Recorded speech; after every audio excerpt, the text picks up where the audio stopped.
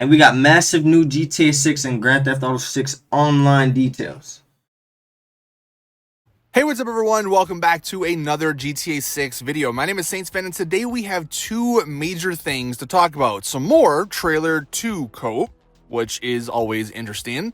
And then the second thing is actually some new GTA 6 online info that is from Rockstar themselves. So without further ado, let's go ahead and hop into the video.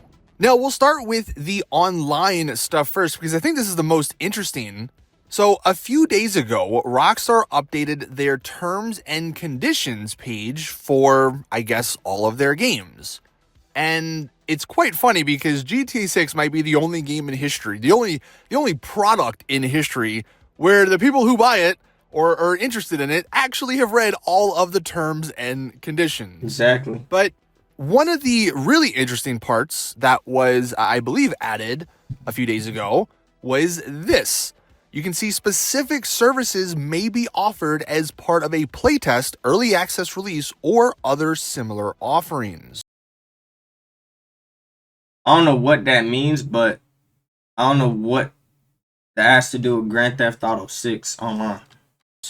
Now, before we do talk and get into some depth about all of this sort of stuff, these are terms and conditions. I think, for the most part, all of this sort of stuff, they just add it. Like, it doesn't necessarily mean that we are going to be getting an early access release for GTA 6 or, anything like that. But it is interesting because if they didn't have thoughts about adding an early access, release for something, upcoming, why would they put it in these terms and conditions?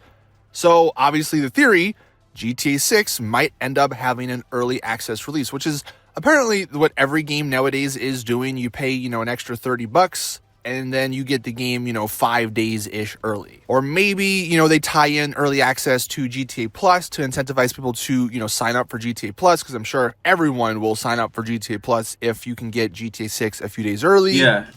Like I said, when I get Grand Theft Auto 6, I'm not getting the $70 standard base game. I'm getting the $250 edition, the deluxe edition. I want the steelbook cover. I want the map that comes with it, and hopefully some posters come with. You never know. Wait, I'm getting two. I'm getting it digital, and I'm going to GameStop and I'm copying me a hard copy. This also could just be for the online, though. Maybe you get access to the online portion a bit earlier, which might help them with their servers. Because if anyone remembers the original GTA Online's launch, it was a mess for like a week. The servers could not handle it, and obviously GTA 6 is going to be a lot bigger. So this could be for a number of things, but again, it's very interesting. They've added this section to the terms and conditions. Now, here's another interesting section. They talked about the custom content, the user-generated custom content.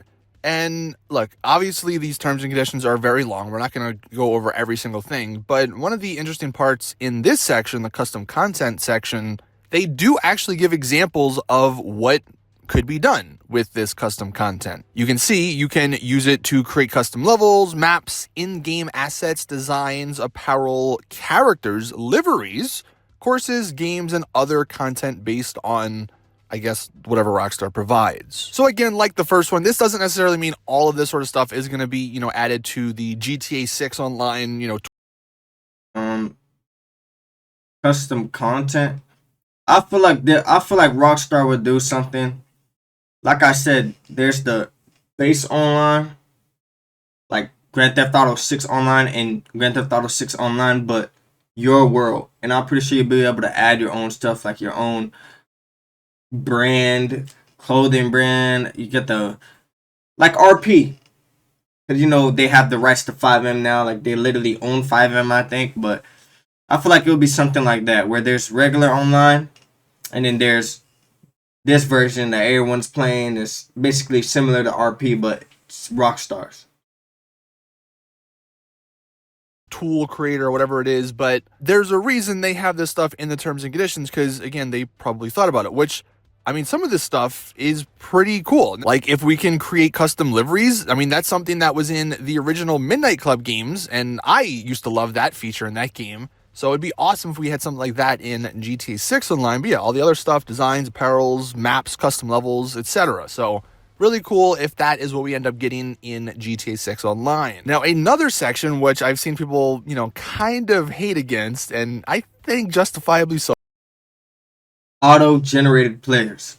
As a part of certain services, we may offer you the opportunity to play with other live players as teammates or matched opponents. To ensure that you have available participants at the right skill level, some of these teammates or matched opponents may be computer-controlled entities that appear as and are intended to play like real players. Hell no. I mean, NPCs. Wait, NPCs, right? I'm because most games don't do this right. Auto-generated players. So the last sentence, to ensure that you have available participants at the right skill level, some of these teammates or matched opponents may be computer-controlled entities that appear and are intended to play like real players. So it's AI characters in these, missions or whatever the case may be. I think this, if done right, could be good. Simply because, for me on PC in GTA Online, if you ever want to play a race or an adversary mode, you're never getting a full lobby, not even close. You might get a couple of people at max. Facts. Well, if they have these AI characters that, participate in the races, if you can't fill enough people, or in some of the adversary modes that you can't get enough people, I think that could be a good thing. But of course, none of us want, free roam to be filled with AI NPCs. That's just, it's no fun. So yeah, hopefully that is done right. But again, they've added this to the terms and service. So why, I guess, if they don't plan on doing something with it? And then the final thing, I think. So virtual items. Every game has this. I don't even know why this is I don't know. Virtual items means any in-game virtual currency goods, items, boosts, or effects such as, but not limited to, coins, points, gems, tokens, weapons, vehicles, cards, skins, power-ups, apparel, equipment, trophies, rewards, badges, or any other in-game virtual asset made available, purchased from a digital storefront, earned, or which you may otherwise acquire through services. Am I tweaking, bro? All this shit is already in Grand Theft Auto 5. I don't know. I might be tripping, bro. I think maybe one of the more interesting points, they do have a section about virtual items, which does mean virtual currency, goods, items, boosts, or effects, such as, but not limited to, coins, points, gems, tokens, weapons, vehicles, cards, skins, power-ups, apparel, equipment, trophies, rewards, badges, or any other in-game virtual asset made available. So obviously a broad range there. Doesn't necessarily mean all of it's coming in, but I mean, we saw with RDR Online, they're probably going to add a new separate currency that you can only buy with real life money. Obviously shark cards will probably be back in some capacity. I'm a little worried if they are planning on selling, power-ups or something, or boosts. Maybe they sell like a XP boost where you can level up quicker than other people if you pay real life money. That's not really, people are going to buy it, and it's kind of unfair to others. Even though it's not necessarily pay to win, it's kind of annoying. If you don't have real life money you want to spend in this game, you're going to be at a disadvantage. The power-ups, again, that's something like, what the heck could they mean with power-ups in GTA 6 Online? Hopefully they don't really do anything with that, but this is another interesting section here, maybe to give us an idea of some of the things they are wanting to sell, with the microtransactions and all of that. So that was some of the more interesting points from the terms and conditions. Again, not everything. I mean, it's a very long thing. I didn't read it all. So if anyone finds anything else, let us know for sure. But the only other thing, the trailer 2 cope I wanted to mention. So of course, look, March 4th on PC, we finally get the new edition of GTA 5. Well, they also, a few days ago, said that the new GTA Online little mini update is also coming March 4th. So, in my mind, maybe that means they're wanting to get out the GTA Online and the GTA 5, announcements So at the end of March, that's when they can start the GTA 6 marketing. Now, we've been wrong on a lot of these sort of theories before, but it doesn't stop us from hoping or believing. So that is, I guess, where we're at with the GTA 6 Facts. trailer 2. I'm gonna say it again. It's been a whole year. It's been a whole year.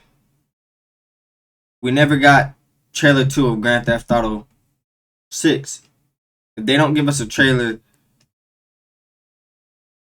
April or May, we're not getting it this year, bro. It's getting pushed back. But like that's the best time for them to start marketing. Like what? That's like a couple months ahead before the release. Every game does that. Cope, it seems like they're doing these 2 big announcements on the same day, early March, next week. So hopefully that means the GTA 6 stuff will be coming shortly after. But that is going to do it for today's GTA 6 video. Thank you guys